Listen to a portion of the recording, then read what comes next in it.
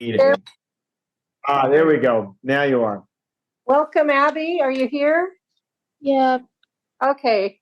Sorry about that. I had to restart everything. This is Blade. He is called a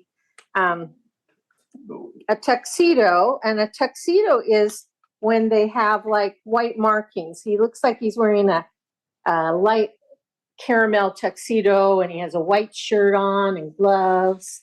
He's one of the ones that was sick, but he's like perfectly great now. That's a boy. This is Poet. She's the other one that was sick, and she's feeling really great, and she's catching up to Blade in size. She's one of the girls. There's just a couple girls in this litter. Oh, here's a cutie little one.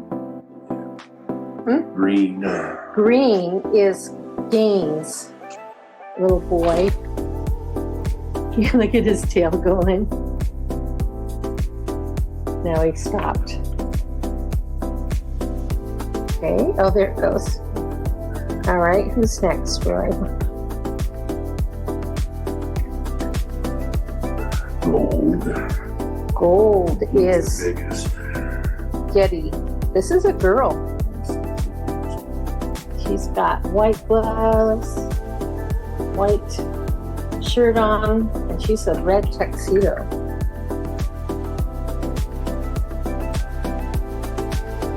There's one by your feet. This is purple. Purple is Pluto. Another tuxedo. So the father of this litter is a chocolate tuxedo, and that is Merlin, named after Roy's father. And then the mother is a red tuxedo. This chocolate boy's name is Teddy. Really white. No white? Pure dark chocolate. Valentine's puppy. Yeah, perfect Valentine's, baby.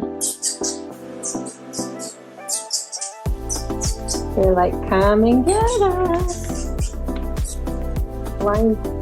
Yeah, Lime looking over there. I think Lime's thinking I need a nap. It's getting kind of slow.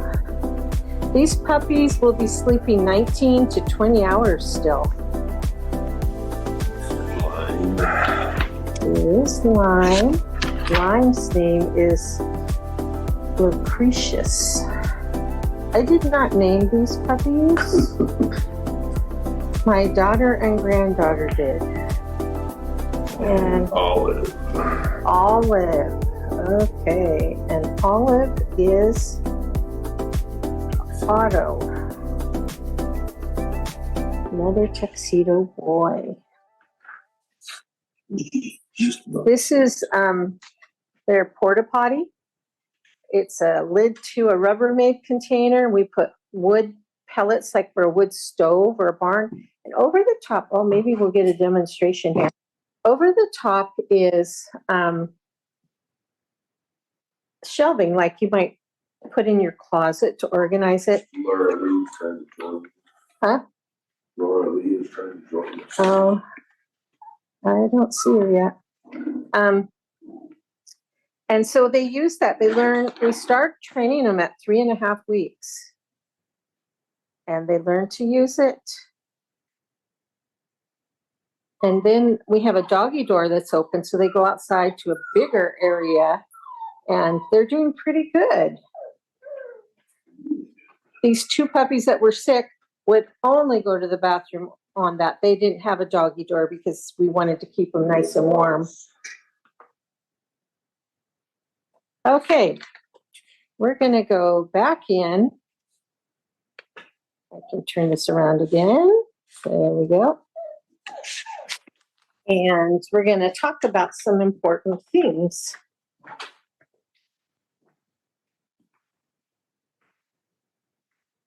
To start off with, you should have your puppy's food by now. And that's really important to me because when people come to pick up their puppy and they don't have the food yet, I kind of worry. So your puppy has been eating Taste of the Wild, High Prairie, Puppy Bite. This information was sent to you in an email. I think the heading on the email says something about essentials. And you can order that on Amazon, though it is getting late to order it on Amazon. You can get it from feed stores or from boutiques. PetSmart and that, they don't have it so often. So you also need to know, I'm going to tell you this at the beginning, at the end, because that's how important it is. Your puppy is not fully vaccinated. It's too young to be fully vaccinated. So you can't put your puppy down on the ground just anywhere. You need to remember that it could catch something. It will have had its first vaccination, and we give you that information. And you need to make an appointment with your vet so you can get your puppy in within 5 days of getting it. And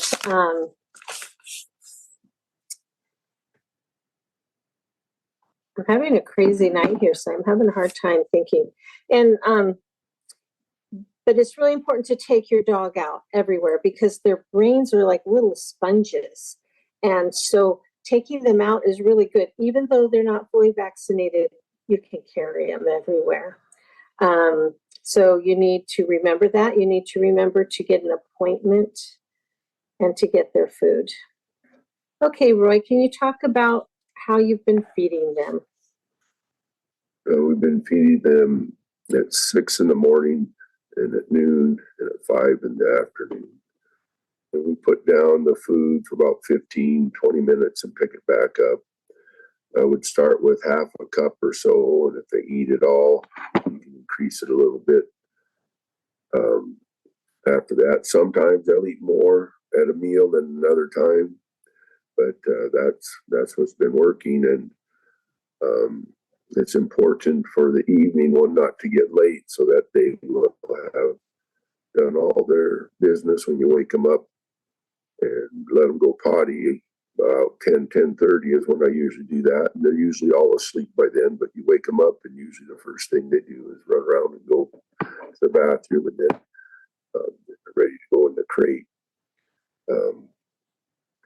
They're being trained in plastic crates, but we use wire crates in the house, but it's easier to train them in plastic crates for us. And so the one thing about your crate is when you get it, you don't want it to be the whole area. You want it to have it divided down to probably a third of the size if it's a 30-inch crate. This is if it's a wire crate, you divide it down. They usually come with a wire divider that you can put in place, and it's about a third of the size. Just use a towel or something that's nice and washable in it. Not a fancy bed because they don't wash up very well, and there will probably be a few accidents in the crate. You put them to bed, and they're going to cry. But we always have a radio going and turn out the lights.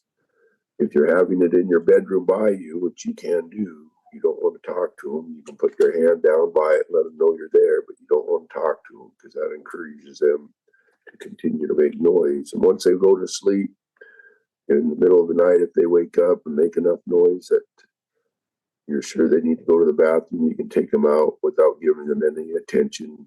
Let them go potty and then right back in the crate. Try to do that as little as possible, or it will become a habit, and they will like to wake you up every night like that. For sure. So there's plastic crates, there's wire crates. You want one or the other. You want a crate. The plastic crates, you can buy them smaller. The wire ones you can buy big and divide, is what he's saying. But you need to make sure they come with a divider or put some kind of plastic box in there. If they have too much room in their crate, it becomes a bedroom, bathroom suite, and you don't want that. The size of crate I would get, if I were buying a wire crate, and I'm going to use a divider, I would get a 28-inch crate. It's plenty big for when they're an adult. If you're just getting a crate, but you plan on getting another one later, you could do a 24, something like that. The deal with house training, there's a couple things to remember. One is the fewer accidents they have, the quicker they train. And the other thing is, and that's because when they go potty, you can clean and clean, and they can still smell it because their nose is, I don't know, thousands of times stronger than our nose. So that's why the fewer accidents. And then the other thing is, you can't let them roam the house and really expect to house train them. So when they're puppies, you find an area that's you could make small that's near a door that you plan to take them out. Like you can, that pen we have in there, that's called an exercise pen. You can get all kinds of different ones, but I would like set the exercise pen up near a door. And your puppy doesn't have to live in that pen at all, but it needs to be close because you want to take it out. You don't want it to roam the whole house. Now you can like maybe just use the pen for when you're busy and things.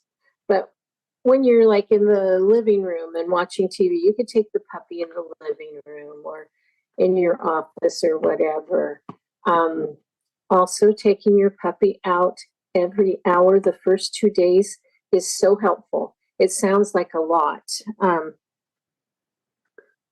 But it's important that they know where you want them to go potty, because like right now they have a doggy door with a potty outside, and so you just need to show them where the potty area is for them at your place. The doggy door isn't as important as you getting them to know that there's a place you're going to take them to go potty. It's a big deal to a dog where they go to the bathroom. It's kind of built in their DNA from when they lived in the wild. So taking them out every hour they're awake is going to help them feel more comfortable. It's kind of like if you went to a country and you didn't understand the language and you didn't know where the bathroom is, it would become quite important to us too. So every hour for the first 2 days, if they're sleeping, don't wake them up. But when they wake up, take them right outside. And if they don't go potty when you think they should have, when you bring them in, either hold them for 15, 20 minutes or put them in the crate for 15, 20 minutes and right back out to go potty. Usually they do their number 2 business within 20 minutes or so after eating. So what I suggest is after you feed them, put them right into the crate for a half hour or so, then directly outside to get them to go the number 2. We're going to send home some Poochie bells. Poochie bells are bells you hang on the door, and you can train them to ring the bell when they want to go outside. Of course, they'll ring the bell when they want to go outside, and it doesn't always mean they need to go potty. They're pretty smart, and they'll figure that one out. You don't really need to give them a treat for going potty unless you have a really stubborn little puppy at first. Usually praise is enough because they feel better. We've had people who would give their dogs a treat when they went to the bathroom, and unfortunately they learned that if they went to the bathroom, they would get a treat and they would go right in the house and then look up with like, treat please. So we kind of avoid that, but some dogs just really need that incentive to do so. Another thing we really, really suggest is that when you get this little puppy that looks like a toy, that you think about training now. Think about what will this dog look like in a year, because it is much easier and it's much kinder to train now than to retrain later. For instance, if you're not going to let your dog on the furniture when it's older, then right now you start with that. If you could have a blanket, and if the dog's blanket is on the sofa, it could be on it, but if it's on the floor, it's on the floor. But if you all of a sudden say, hey, no, you can't sit here, they're like confused. So it's better to train than retrain. It's easier and it's just so much kinder. You want to go switch the puppies out? Also, we suggest you get a trainer. There's lots of trainers around, or we've sent you information about Baxter and Bella if you're really self-motivated. The thing about Baxter and Bella is you could do that in conjunction with a trainer, and it's a lifetime thing. So if in 2 years your dog has a habit you just can't break, you can contact them and they'll help you work through it. But the trainer really is for us people to help us train our dogs. And so highly recommend you have a trainer lined up. And it'll take a few courses to get your dog well trained, just like us. You know, we don't always get it the first time and we catch on more later. And training can be really fun. It can be really rewarding too. When you train, it's always a positive experience. So usually you're giving treats. And you want your treat to be something you can break up that's so small they eat it coming back wanting more. Not something they're going to chew on and chew on and chew on and roll on the ground, chew on. You want something really small. And also keep in mind, it's junk food to them. So we've had people say, this dog won't eat the food you told me to feed it. And we'll say, how many treats are you giving your puppy? And they'll say, oh, yeah. So just like us, they would rather have the treats, and then they don't want to eat their healthy food. So get a treat that's really easy to break down, and then mix a little bit of their dry food in with it. And then they'll be motivated, but you have to be careful how much, I guess is what I'm saying, how many treats you give them. So mixing the kibble does help some. Maybe can I ask a question? Yes. This is Trish. When do you recommend lining up a trainer? When's the appropriate time for them to start going to training? Well, it depends on the trainer. Some trainers are set up for puppy classes, and they clean the area so that the puppies aren't going to catch something. And sometimes people have private trainers come to them. So I think it's going to depend on the trainer. And if you want to wait till your puppy's fully vaccinated, that's good. But meanwhile, I would get on Baxter and Bella and see if that isn't something that would work, because your puppy can start being trained now. They really can start learning now. And also that way you're not like retraining, like you're training the puppy not to jump on you instead of retraining. Okay, now you can't jump on us. So as soon as you can with the trainers that are available in your area, or with Baxter and Bella. Got it. Would be my recommendation. And so you suggest using treats and stuff as the training mechanism. Do you think you need like a little bag holder for that, or what do you think of the little clicker things? Is that like too professional? Oh, those little clicker things. Yeah, and I'll send you a picture of my favorite bag. It's really cute. Looks like a Labradoodle monster or something. But you know, training has evolved even since we started breeding Labradoodles, and it's positive reinforcement. And my son and daughter-in-law, they used a program up in Bellingham, Washington, that there were no treats, and it worked too. But I think treats work faster. So whatever your trainer recommends, they probably have a good program. But if you have a trainer that's harsh, I mean, sometimes you do have to say no and, you know, mean it, but not to an 8 or 9 week old puppy, you know, when they're a little older and they're not stopping and they know they should, you know, sometimes you do have to say no. But treats are very positive. Some dogs are more food motivated than other dogs. So, yeah. Okay, your puppy has been preventatively treated for parasites, worms, because puppies have their mouth on the ground all the time. You're going to get a health data sheet, and it will have what they were preventatively treated for. You'll take this health data sheet. Let me go get one. Hold on a minute.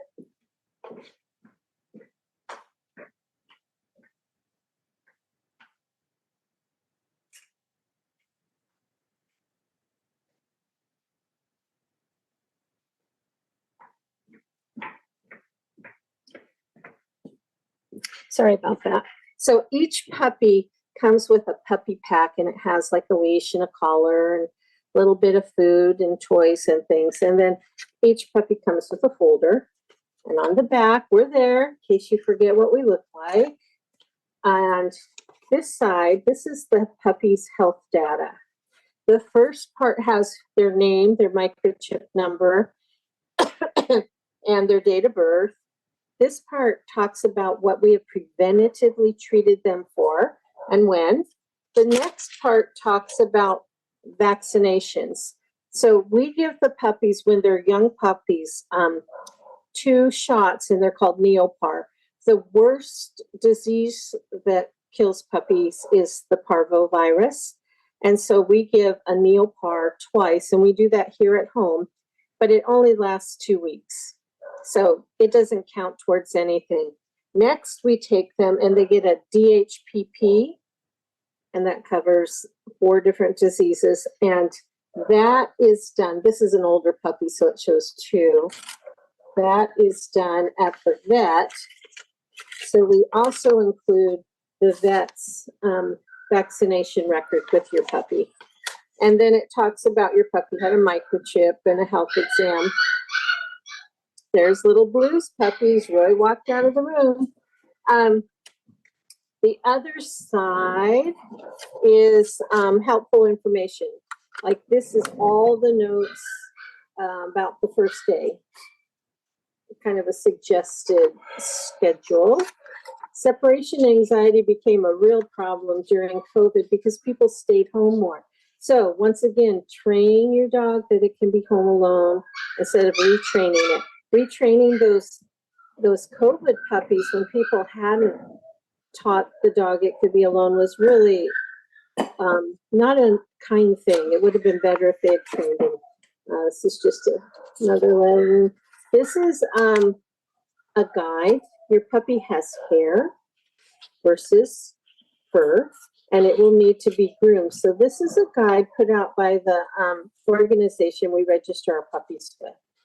Your puppy cannot go to the vet till it's fully vaccinated, which is usually around 15 or 16 weeks.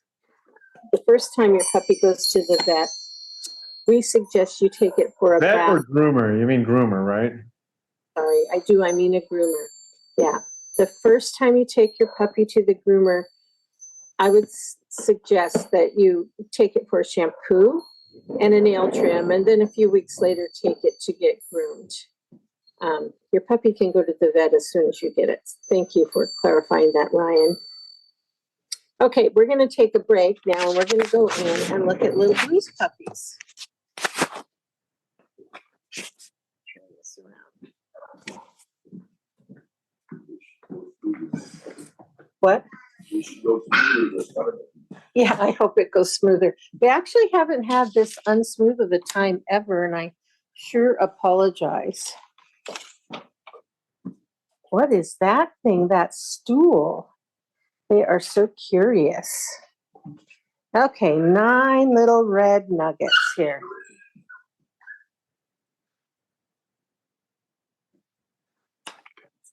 Okay, Lime is Lapis. So a little tuxedo girl. She has a liver nose. Dogs either have black or liver. If they have liver, it means they have green eyes. Does the nose color change, or is it pretty much set at this age? No, it can get a little darker. Sometimes they have The freckles. only time it really changes if it's not solid, then it usually fills in. Yeah, yeah, Either liver or black. yeah. This is black. This This is little mint. mint. Okay, This is and smallest. Mazarine. Once again, I did not name these puppies. You gotta Yes. stop that is all I do. She's a cutie. Yeah, she's a little pumpkin. White chest. Is this the biggest one or This is pink, yeah. pink girl? Yeah. Picotee is the biggest one.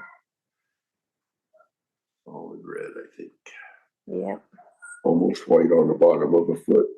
And none on there anywhere else. Okay. This is purple. Periwinkle.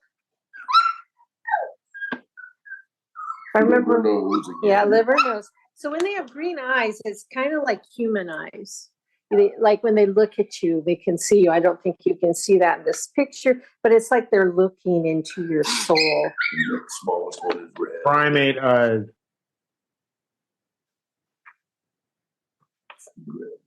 Rupka. What was that, Ryan?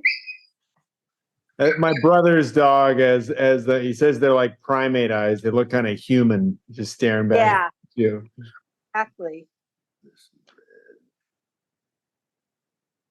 It used to be unpopular to have a liver nose with those kind of eyes, and now it's like super popular.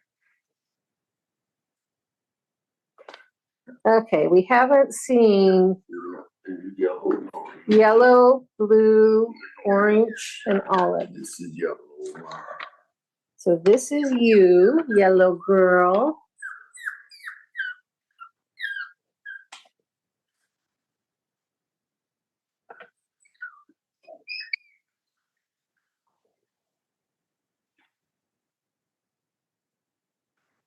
This is orange. This is Aldrich. White Nice white chest. chest. And we'll go on to- their choosing day, we'll have their weights and we'll have a little more about their personality. Oleander. We wait till the last possible minute because they are changing every day. Every day. I mean, we're observing them and we can see things, but to actually do some serious testing and determination. Of course, you can come here and they won't act like that at all. They could learn something new, or they could be hungry or gassy and just act different. She said you'll run them through a bunch of tests. They're so cute. You say you'll run them through some tests, like to put them on their back or to hold the paw or whatever those things are. So when you do those, will you give specific results to those, or do you just or do you give anything in advance of the being on the video for choosing or in person for choosing, or is that something you just talk through when we're choosing? We just talk through when we're choosing, and actually we will find that quite a few puppies in one litter, come on guys, over here, will have similar things. Like, for instance, making a loud noise to see their reaction to something sudden and kind of scary. Usually they will about have the same thing. Okay, yes. Okay, we'll go back in the other room and finish going over things.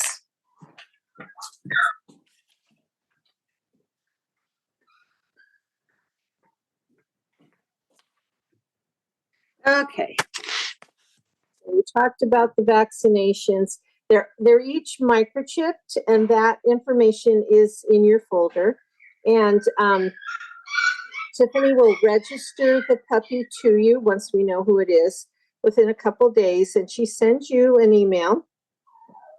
And it has it says that your puppy's been registered, and then it has a temporary password, and you can go in and edit things. We just use the information you put on your application. So you can put other people in your family, your neighbor's phone number, or whatever. You can put what name you give the puppy. So anyway, they are microchipped. The puppies are not spayed or neutered. They are required to be spayed or neutered by 9 months of age. And part of the contract that you signed when you initially said you wanted a puppy talks about that. And once we know which puppy you get, then we put that information in there and you can sign it again, and it's about your puppy. What Space Secure does is they send you reminders to get that done. right now, the climate of veterinary clinics is they are very busy. And so I can't even, and I'm their favorite customer, I can't even get a spay or neuter for a minimum of 2 months out.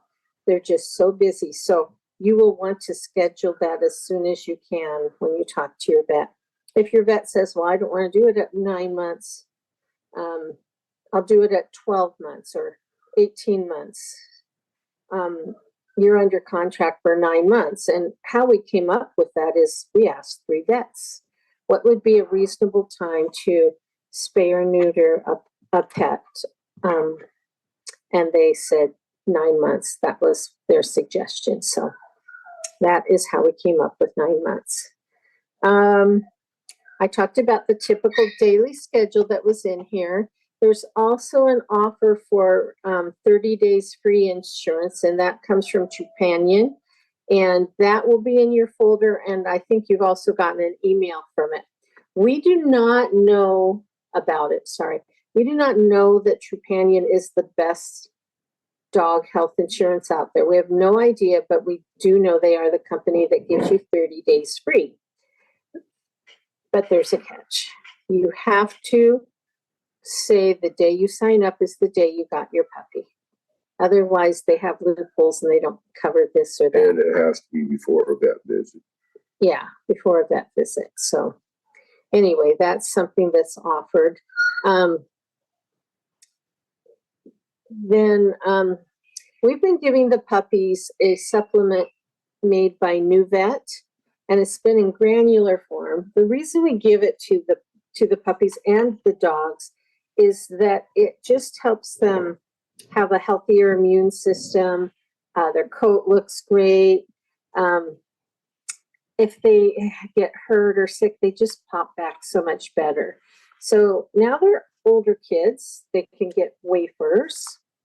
And it's 1 wafer a day, but for a puppy till they're 6 months, I break it in half. And I would give half of a wafer. I don't know if you can see that. And I don't know what's in it, but we have dogs who will steal for this. They can smell it out. They can smell it out when we get samples, and it's like, put it up high or someone's going to steal it and eat it. And so you'll get a sample of that, and then there's information for ordering it. And it's just really a good, healthy, simple thing you can do. That company makes a few other products we like. Ear cleaner. Your dog has floppy, hairy ears, and it's like a great place for yeast to grow. If your dog is scratching its ears a lot or shaking its head a lot, it's probably starting to have a problem. And if you wipe it and it's brownish red, people think, oh, ear mites. The only way your dog's going to have ear mites is if you have a cat with ear mites. It's usually yeast. We recommend like a couple times a month cleaning their ears whenever you wash them. So this is the ear wash made by New Vet. And the reason I like this is it smells okay. I can't stand some of the smells of ear wash. Yeah. They smell like vinegar or something. So this is really good. So it's really easy to use. So you would take your dog. Oh, they can't see your ear. There we go. Here's his ear. And you would fill the ear canal. And then you would massage below it, in it. It's squishy. Yeah. And then step back because you know your dog's going to Shake its head. and let your dog shake around for around 15 minutes. Rub all over the floor. Yeah. That's why it's important it smells okay. You need to do both ears. before Yeah, you let 'em both do that. ears. And then you would take a cotton ball or a makeup pad. I'm pretending that's what this tissue is. And you would go and you would clean their ear.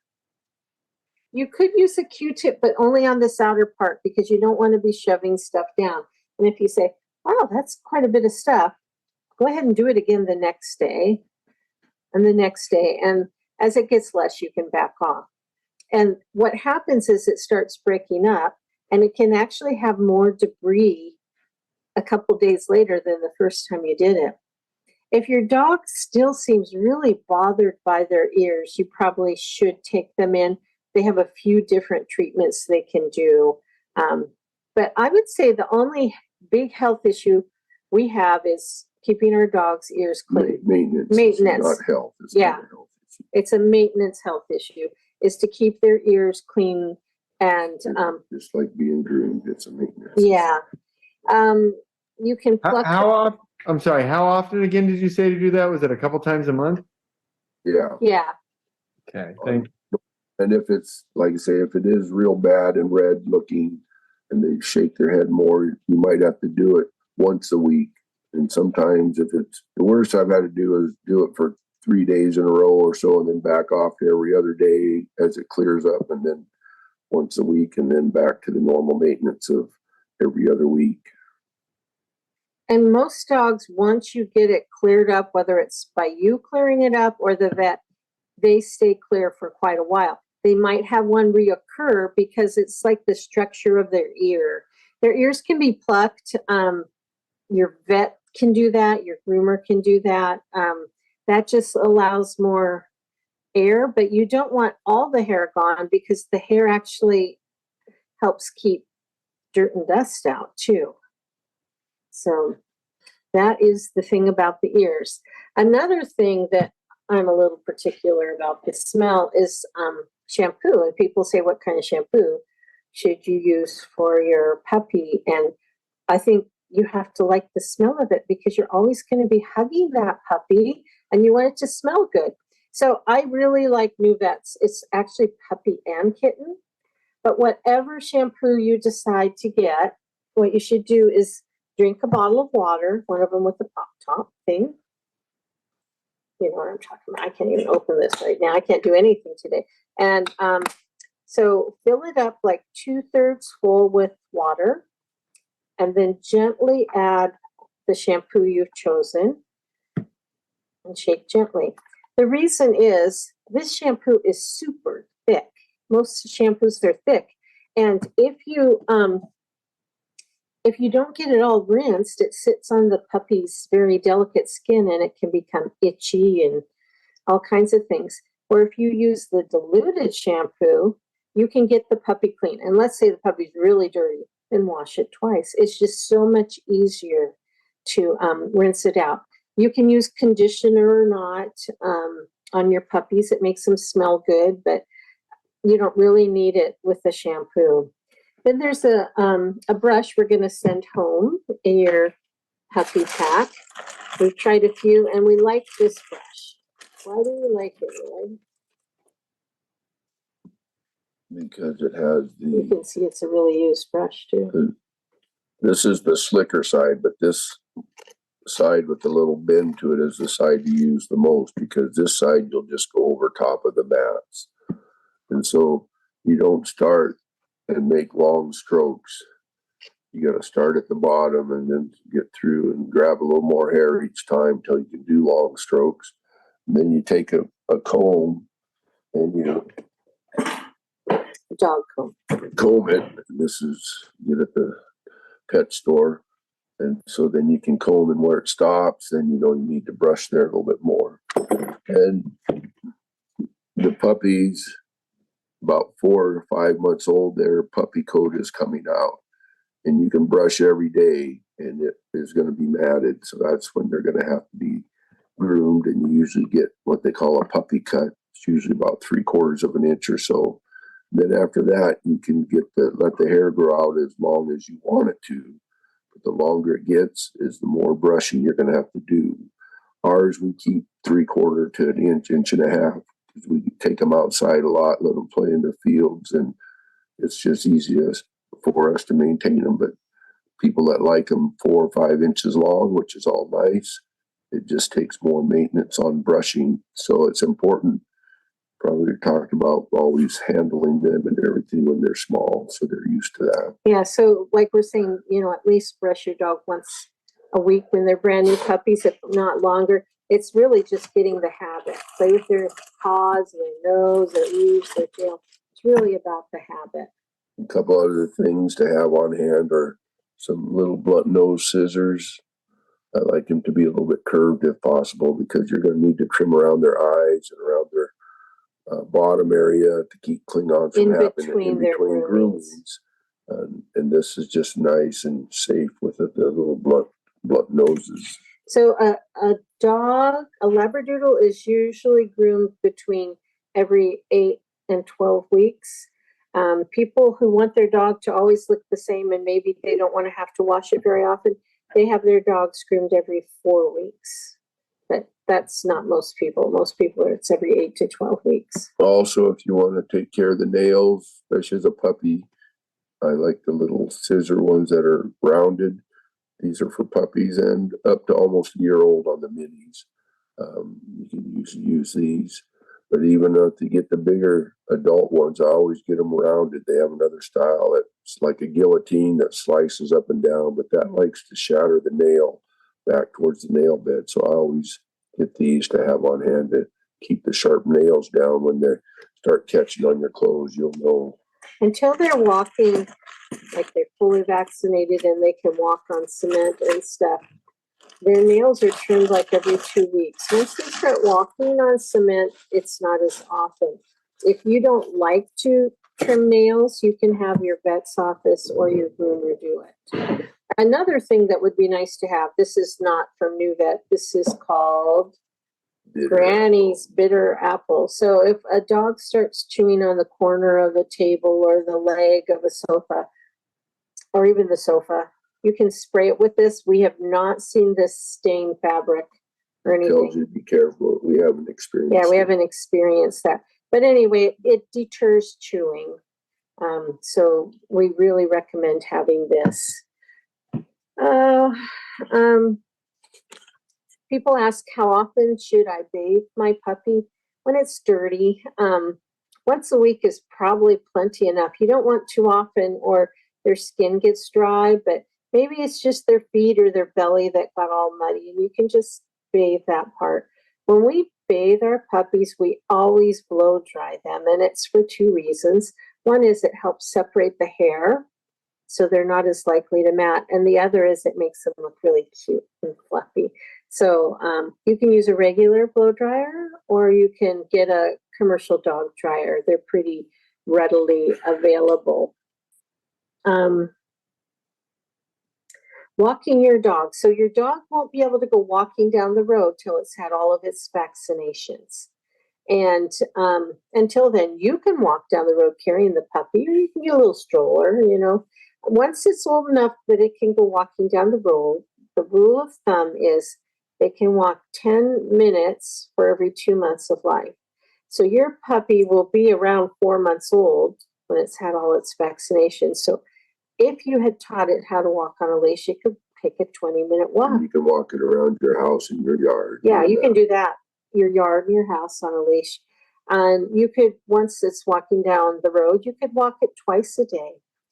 You shouldn't take it running or jogging until it's a year old, because its hips and knees are still developing. So wait till it's a year old before you take it running. And another caution is, if you live close to a beach, soft, dry sand is real. You know how it's hard to walk on compared to wet tap sand? That dry sand is really hard on the dog's knees. And so it's better to carry it, get it through that loose sand. You can walk on it, but don't let it play constantly. Yeah, get it through it.